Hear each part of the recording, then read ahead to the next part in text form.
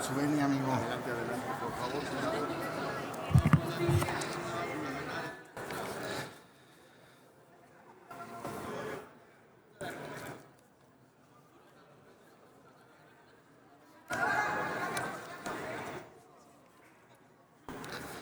Con su venia, señor presidente, voy a presentar en una sola exhibición todas las reservas que presenté formalmente a este pleno. Honorable Asamblea, si uno abre... Tiene tiempo suficiente. Adelante, senador. Gracias, presidente. Honorable Asamblea, si un mexicano abre la Constitución Política de los Estados Unidos Mexicanos y lee el artículo 3º constitucional, lo primero que se va a encontrar es lo siguiente: toda persona tiene derecho a recibir educación. No dice el artículo 3º constitucional, toda persona tiene derecho a cuidar su plaza, que es muy válido. Dice toda persona tiene derecho a recibir educación. La prioridad en México en materia de educación es que nuestros niños y adolescentes reciban una educación de calidad. Siempre, acorde a nuestro marco jurídico nacional, que se interpongan dos derechos, siempre el interés superior del niño está por encima de cualquier otro derecho. En este caso, ni siquiera se contraponen los derechos, porque bien se puede cuidar los derechos laborales de los maestros al mismo tiempo que se cuide la calidad en la educación. Pero eso no es lo que está haciendo esta mal llamada reforma educativa. Dice esta reforma educativa que se elimina la evaluación punitiva que tanto daño le ha hecho a los mexicanos. Esto, compañeros, perdón que se los diga, pero es una vil mentira. No existe evaluación punitiva en el marco jurídico mexicano. No hay una sola persona en México, fíjense bien lo que les digo, una sola persona en México que haya sido corrida fruto de los resultados de una evaluación. Y no lo digo yo, los invito a leer la Ley General del Servicio Profesional Docente. Fíjense bien lo que dice la ley vigente, esa que dicen ustedes que establece la evaluación punitiva. Dice que habrá una evaluación y que será obligatoria. Dice que se analizarán perfiles, parámetros e indicadores. Dice que cuando a una persona se le identifique insuficiencia, se incorporará a los programas de regularización de la autoridad educativa, que si vuelve a no ser suficiente su evaluación en una segunda educación, de nueva cuenta se reincorpora a los programas de regularización, y que si no es suficiente todavía esa segunda evaluación, de nueva cuenta se le manda una tercera evaluación. Han dicho que después de eso se les corre. Falso. Si leen el 8º transitorio, textualmente dice: el personal que no alcance un resultado suficiente en la tercera evaluación no será separado de la función pública y será readscrito para continuar en otras tareas de dicho servicio. ¿Dónde está entonces la evaluación punitiva de la que tanto habla el presidente Andrés Manuel López Obrador y la que hoy tanto indican que se está abrogando? No existe, es una mentira. No hay una evaluación punitiva hoy en México. Decía muy bien el hoy coordinador de Morena en la Cámara de Diputados al votar a favor esta reforma en su origen: ¿para qué evaluar? Evaluar por evaluar, no. Evaluar para mejorar.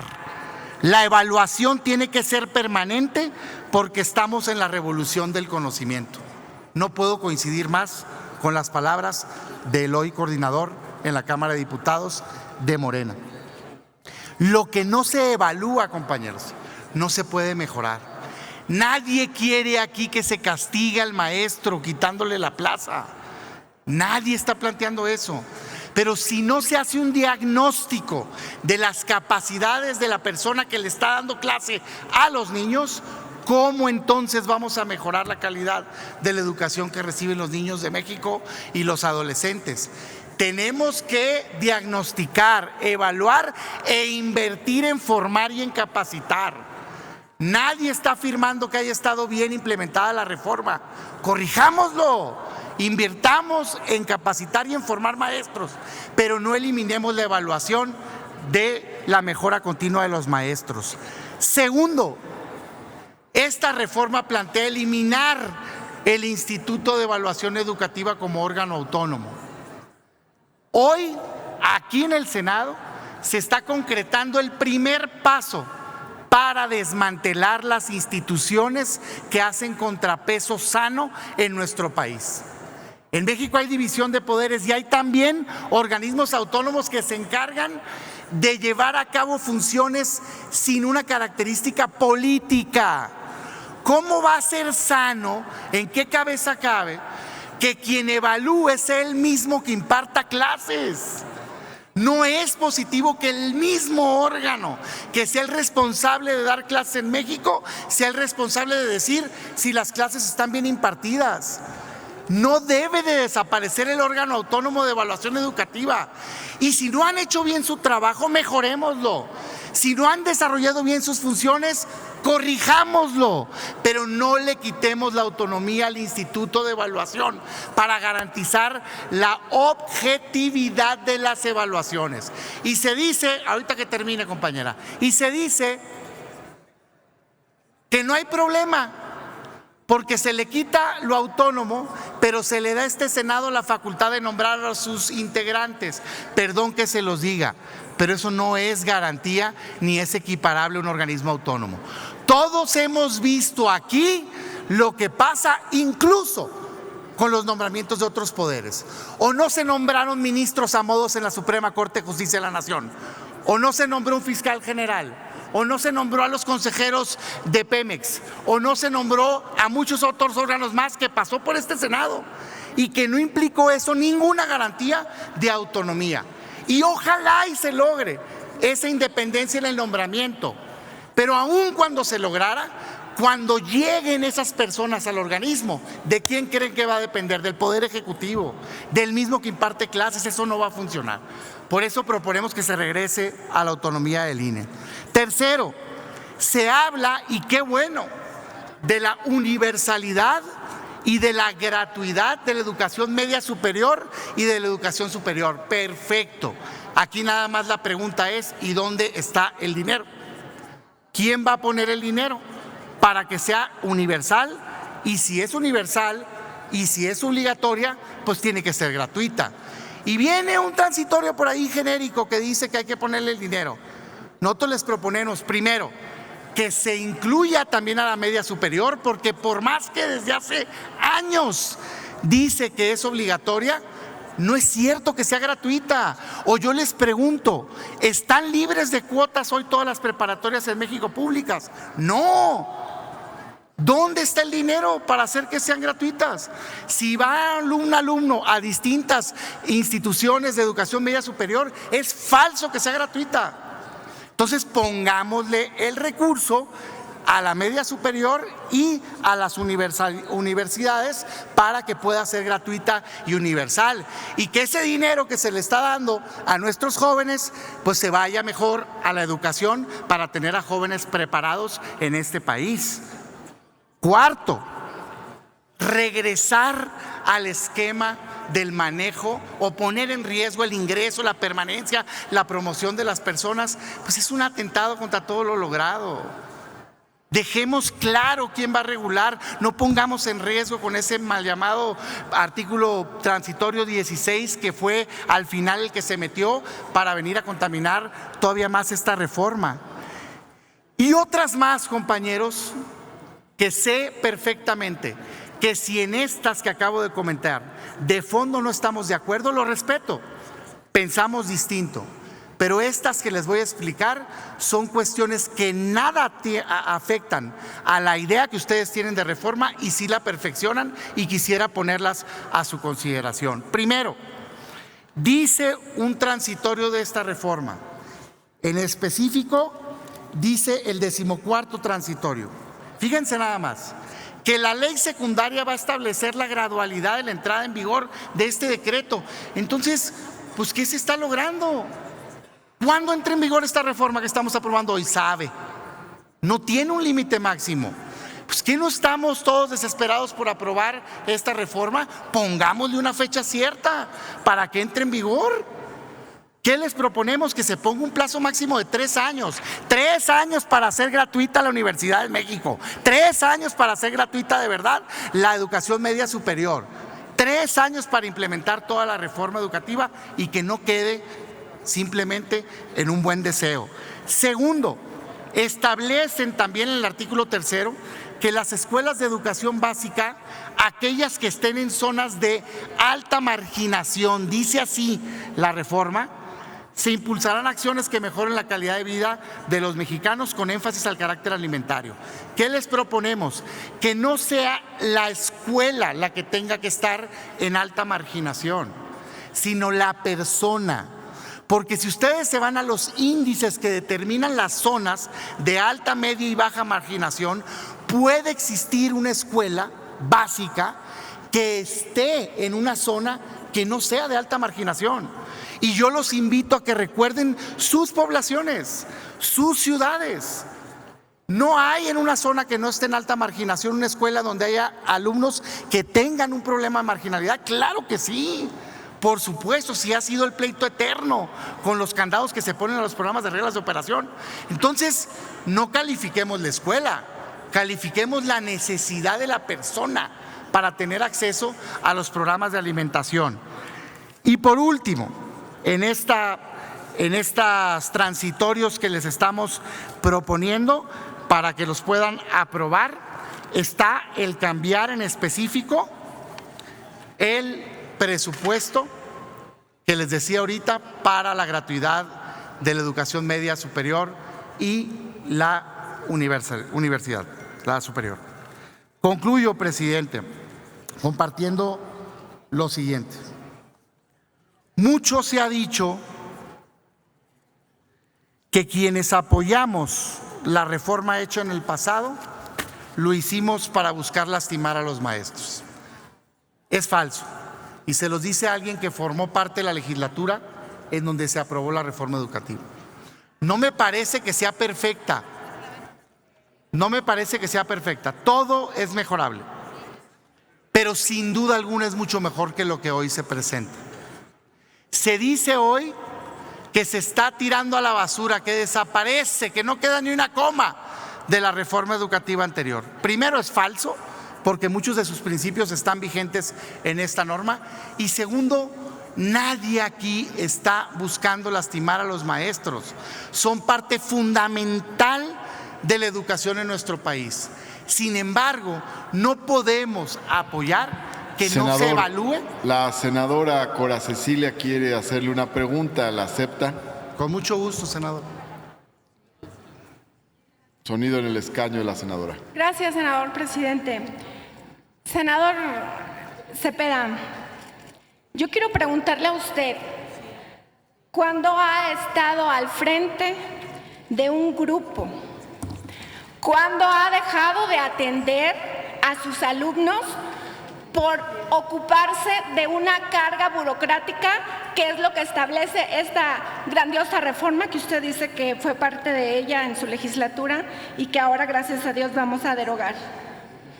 Quiero preguntarle, ¿cuándo ha dado clases? Su servidora es maestra normalista. Yo trabajé con la anterior reforma y con esa. Quiero decirle que ni siquiera sirvió para mejorar la calidad de educación, como usted dice. Tuvo un problema de implementación, senador, entonces, ¿verdad? Trabajaba en un aula móvil. No. Trabajaba en un horario de tiempo completo y mis niños comían en escalones y en el piso. Y eso hay que arreglar, senadora. Entonces no se va a arreglar. Eso no arregla su reforma educativa. Exactamente. Solamente le quiero decir una cosa. Termine de formular su pregunta, senadora, para que le puedan contestar. Quiero decirle que a los maestros que aprobaban el examen nunca les dieron los espacios de promoción a los que ellos se ganaron. Eso es demagogia, eso es una mentira. Y ustedes están hablando de cosas que desconocen, porque todo lo hicieron sobre las rodillas detrás de un escritorio. Déjeme contestarle con mucho gusto, estimada senadora.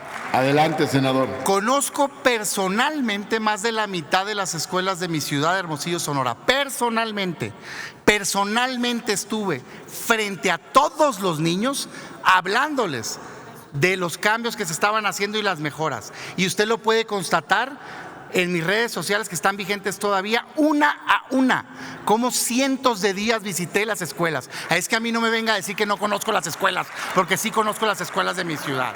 Segundo, toda la normatividad aplica no solo para los maestros, senadoras, y ese es el problema. La reforma educativa no es para los maestros, es para los niños y los adolescentes de México. Y necesitamos garantizarles la calidad de la educación. Tercero, senadora, y a esto voy. No tengo nada en contra de todo lo que usted afirma. La acompaño en su lucha. Claro que falta presupuesto para infraestructura de los niños. Claro que está mal que no se les den alimentos a todas las escuelas. Claro que está mal que no se hayan dado algunas promociones o incluso si se hicieron malas evaluaciones. Pero ¿quién gobierna ahora para hacer todo eso bien? Morena. Ustedes, la cuarta transformación, ¿verdad? Andrés Manuel López Obrador. Entonces, ¿por qué cambia la reforma si tienen en sus manos poderla implementar bien? Si el problema era de implementación. Lo que no se vale y que no existe ningún otro trabajo que no tenga beneficios de el gobierno, para ser claro, es que no exista la evaluación para mejorar. Lo que nosotros venimos aquí es a defender la educación de calidad que deben de recibir nuestros niños y adolescentes. Si se corrió a un solo maestro, vamos juntos a defenderlos, compañeros, porque la ley dice que no se les puede correr. No se puede correr, es ilegal, no es cierto que se haya corrido. Se corrió a gente que no quiso evaluar.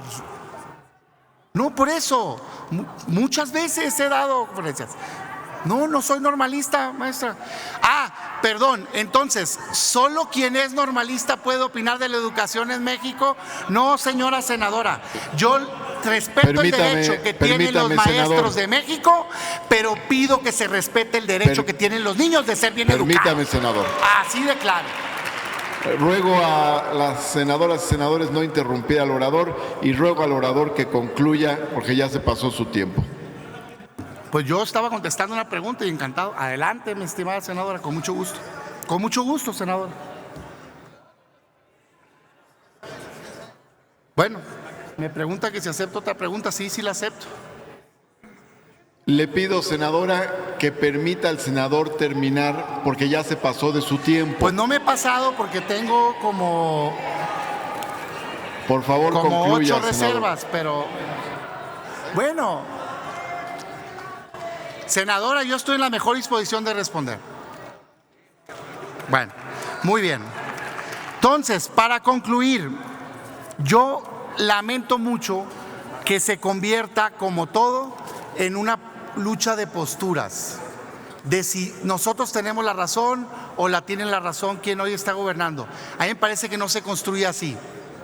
Pudiéramos perfectamente entender el interés de ambos y conciliarlo, porque no está peleada que los niños reciban educación de calidad, que los maestros se puedan capacitar, formar, evaluar, nunca para castigar, sí para mejorar, con lo que ustedes están planteando hoy. Se pudo haber conciliado, pero desgraciadamente hay cerrazón y hoy a lo que estamos regresando es al riesgo de que se regrese a las peores prácticas educativas del pasado. Ese pasado que tanto dicen despreciar, pero tanto parecen amar. Muchas gracias.